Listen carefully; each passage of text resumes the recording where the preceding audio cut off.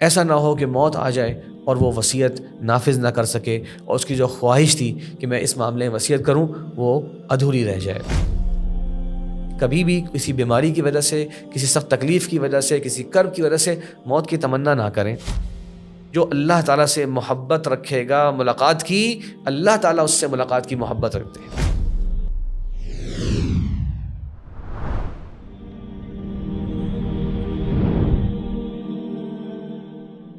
الحمد للہ رب العالمین وبہ نستعین والصلاة والسلام علی نبینا محمد وعلی آلہ وصحبہ اجمعین، اما بعد۔ جیسا کہ گزشتہ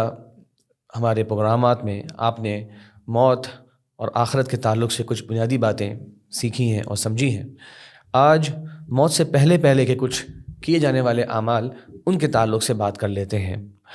موت سے بالکل پہلے ایک ایسا عمل ہے جس کے حوالے سے ہمارے ہاں آگاہی کی کمی ہے، اور شاید میں اگر آپ سے پوچھوں تو میں نے بھی اور آپ نے بھی شاید اس کی اتنی تیاری نہیں کر رکھی،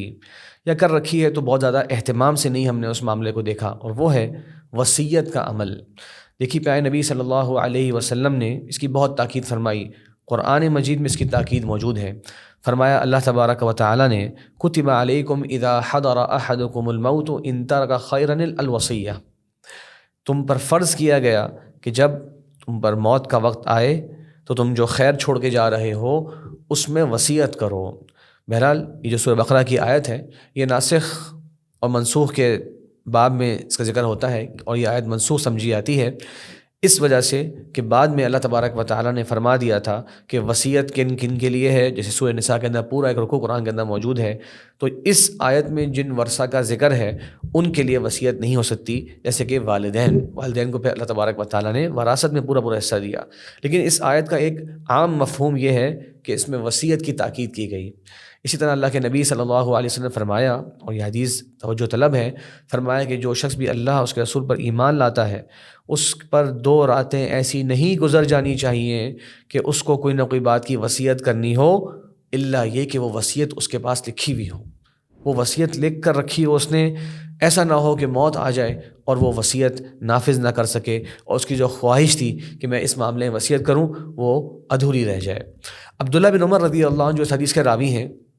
اپنا عمل بیان کرتے ہیں، کہتے ہیں جب میں نے اللہ کے نبی صلی اللہ علیہ وسلم کی اس بات کو سنا تو میں کسی رات نہیں سوتا تھا مگر یہ کہ میرے پاس میری وصیت موجود ہوتی۔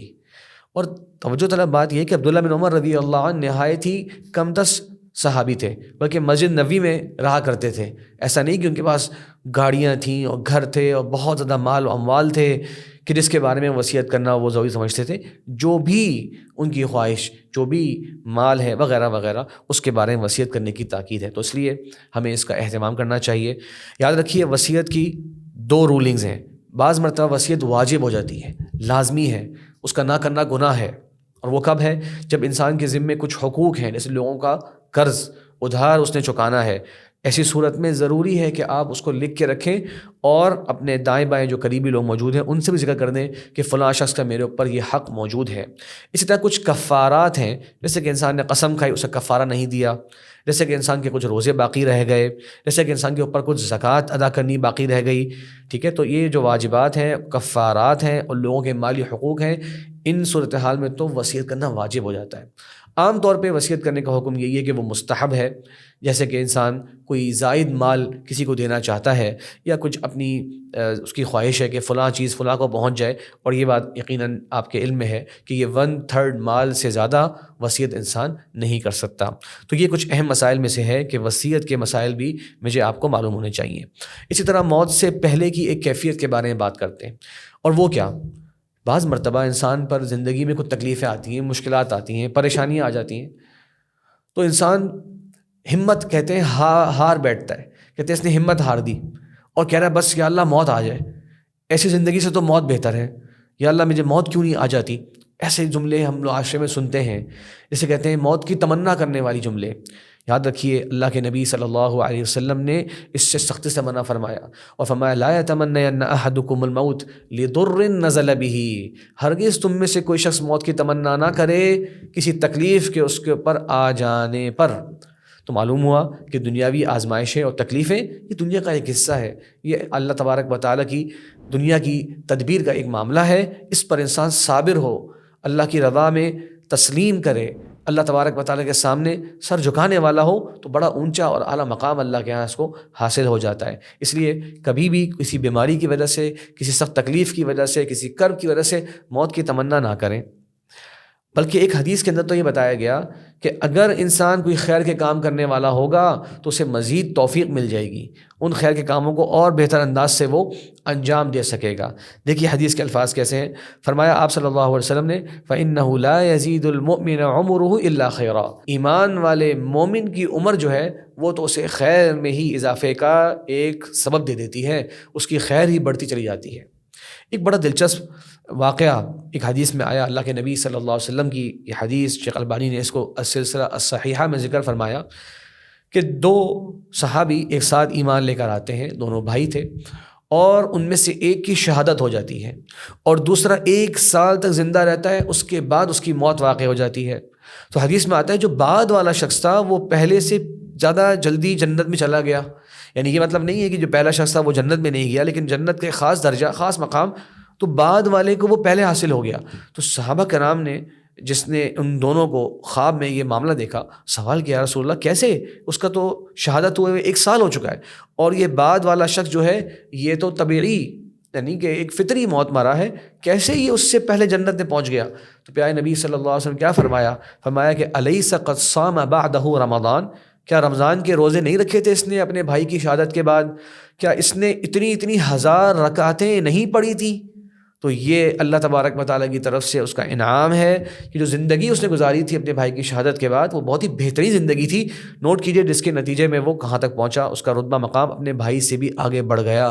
تو معلوم ہوا کہ انسان جو ہے وہ نیکی اور بھلائی کے جتنے موقع زندگی میں میسر آتے ہیں اس کو غنیمت جانے اور موت کی تمنا نہ کرے، کیونکہ زندگی جو ہے بعض مرتبہ اللہ تبارک و تعالیٰ کی طرف سے بہت سی نیکیاں میں اضافہ کر جانے کا سبب بن جاتی ہے۔ خالی ذکر اذکار ہی انسان کے زبان میں جاری رہ جائیں، کتنے بڑے بڑے اجر اور کتنے بڑے بڑی منزلتیں وہ طے کر لیتا ہے۔ البتہ اگر انسان کو اپنے اوپر زندگی میں ایمان کے فتنے کا خطرہ ہو، انسان کسی ایسی جگہ پر ہے جہاں پر صبح شام اس کے ایمان کی آزمائش جاری ہے، بہرحال ہم آج کے زمانے میں جس طرح رہ رہے ہیں کوئی بعید نہیں ہے کہ ہم میں سے بہت سے لوگوں کے آس پاس کے اس طرح کے حالات ہوں یا اس طرح کے ماحول ہوں، تو اس صورتحال کے اندر انسان اس طرح کی دعا کر سکتا ہے۔ اللہ کے نبی صلی اللہ علیہ وسلم فرمایا کہ اللہ تبارک و تعالیٰ سے دعا کرے، اللہم احینی ما علمت الحیات خیرا لی، اے اللہ میرے زندہ رکھ جب تک میرے حق میں زندگی بہتر ہے، وتوفنی اذا علمت الحیات شرا لی، اور اللہ مجھے موت دے دینا اگر میری زندگی میرے لیے شر ہو۔ تو انسان نوٹ کیجئے موت کی تمنا نہیں کر رہا، وہ اس معاملے کو اللہ کے سپرد کر رہا ہے، اور ایسا کرنا حرج نہیں ہے۔ اسی طرح خیر کی اور بھلائی کی موت کی تمنا کرنا بھی جائز ہے۔ اللہ کے نبی صلی اللہ علیہ وسلم فرمایا کہ میرا دل چاہتا ہے کہ میں اللہ کی راہ میں شہید ہوں، پھر زندہ کیا جاؤں، پھر شہید ہوں، پھر زندہ کیا جاؤں، پھر شہید ہوں۔ تو نوٹ کیجئے آپ صلی اللہ علیہ وسلم نے 3 مرتبہ شہادت کی تمنا کی، کیونکہ یہ کوئی دنیا کی تکلیفوں پریشانیوں سے مایوس اور تنگ آ کر انسان یہ بات نہیں کر رہا، بلکہ اللہ کے اجر اور فضل کے حصول کے لیے انسان اس طرح کی بات کر رہا ہے، تو اس میں انشاءاللہ کوئی قباحت کا پہلو نہیں ہے۔ آخری مسئلہ اس تعلق سے سمجھ لیتے ہیں کہ کیا انسان اگر موت کو ناگوار سمجھتا ہے، یعنی اس کو لگتا ہے کہ موت ایک مشکل چیز ہے، وہ پتہ نہیں کیسے آئے گی اور وہ نہ آئے، اس طرح کی اس کے ذہن میں اگر خیالات آتے ہیں، تو کیا اس کا مطلب یہ کہ وہ اللہ سے ملاقات کو نہیں چاہتا؟ اس کا مطلب یہ کہ وہ برا انسان ہے، اسے موت کے بارے میں ہمیشہ بہت ہی زیادہ محبت اور بہت ہی زیادہ ایسے جملے کہنے چاہیے کہ جیسے کہ وہ موت کا ہر وقت طلبگار ہے؟ دیکھیے یہ ضروری نہیں ہے، اور نہ ہی یہ ضروری ہے کہ انسان اگر موت کی کیفیت سے گھبرا رہا ہے کہ وہ اللہ سے ملاقات نہیں کرنا چاہ رہا۔ الحمدللہ یہ آسانی ہے۔ صحیح مسلم میں حدیث ہے، امی عائشہ رضی اللہ عنہ فرماتی ہیں اللہ کے نبی صلی اللہ علیہ وسلم فرمایا من احب لقاء اللہ احب اللہ لقاءہ، جو اللہ تعالیٰ سے محبت رکھے گا ملاقات کی، اللہ تعالیٰ اس سے ملاقات کی محبت رکھتے ہیں۔ من کرہ لقاء اللہ کرہ اللہ لقاءہ، جو اللہ تعالیٰ سے ملنے کو ناگوار سمجھتا ہے کہ میں اللہ سے میری ملاقات ہو، اس کی تیاری اس کے دل میں نہیں ہے، اس سے ڈر لگتا ہے اس کو، اللہ تعالیٰ بھی اس سے ملاقات کو ناپسند فرماتے ہیں۔ حضرت عائشہ رضی اللہ عنہ نے بڑا زبردست سوال کیا، ہمارے لیے آسانی ہو گئی۔ کہتی ہیں اکراہیت الموت فکلنا نکرہ الموت، اے اللہ کے نبی صلی اللہ علیہ وسلم کیا یہ موت کی ناپسندیدگی کی بات ہو رہی ہے. ہم سب موت کی کیفیت سے گھبراتے تو ہیں، موت کی جو عالم ہے اس سے ڈر بھی لگتا ہے، ایک ہیبت بھی انسان میں طاری ہوتی ہے اس کو سوچ کے. پیارے نبی صلی اللہ علیہ وسلم نے کیا خوبصورت جواب دیا، فرمایا لیس کذالک، نہیں یہ معاملہ نہیں ہے، ولکن المؤمن اذا بشر برحمت اللہ ورضوانہ وجنتہ احب لقاء اللہ. ایمان والا ایسا ہوتا ہے کہ جب اس کو جنت کا ذکر ملے، اللہ کی رضا کا ذکر ملے، کہ اللہ سے ملنے کا وقت آنے والا ہے، اس کا جب ذکر آئے تو وہ اس کا دل کرتا ہے کہ میں جلدی سے ان نعمتوں کو حاصل کر لوں، جلدی سے اس جگہ پہنچ جاؤں. فأحب اللہ لقاءہ، جب اس موقع پر اس کی یہ کیفیت ہوتی ہے تو اللہ تعالیٰ بھی اس سے ملاقات کی محبت فرماتا ہے. وَإِنَّ الْكَافِرَ، اور کافر جو ہے، اور جب وہ اللہ تبارک کا نافرمان بندہ جو ہے، اذا بشر بعذاب اللہ وسخطہ، اسے جب معلوم ہوتا ہے کہ آگے اس کے لیے عذاب ہے، اسی غفلت میں اگر وہ چلا گیا اللہ کے پاس تو آگے نجات نہیں ہے. کرہ لقاء اللہ، وہ اللہ تبارک و تعالیٰ سے ملنے کو پسند نہیں کرتا، کیونکہ اس کی بہت سی کوتاہیاں ہوتی ہیں، اس کی بہت سی نافرمانیاں ہوتی ہیں. اس وقت کے اندر جب اس کو بتایا جاتا ہے کہ آگے تمہارے لیے عذاب ہے تو وہ بالکل تیار نہیں ہوتا. کرہ اللہ لقاءہ، اللہ تعالیٰ اس موقع پر اس سے ملاقات کو ناگوار سمجھتے ہیں. تو یہ وقت ہے کہ انسان کو جس وقت یاد دلایا جائے جنت کا، نعمتوں کا، تو اس کے دل میں موت کی یا اللہ تعالیٰ سے ملاقات کی ایک خواہش پیدا ہونی چاہیے. اور اگر اس کو بتایا جائے کہ تمہارے برے اعمال ہیں اور یہ انسان کو آگے جا کے انسان کو برائی کی طرف لے جائیں گے، عذاب کی طرف لے جائیں گے،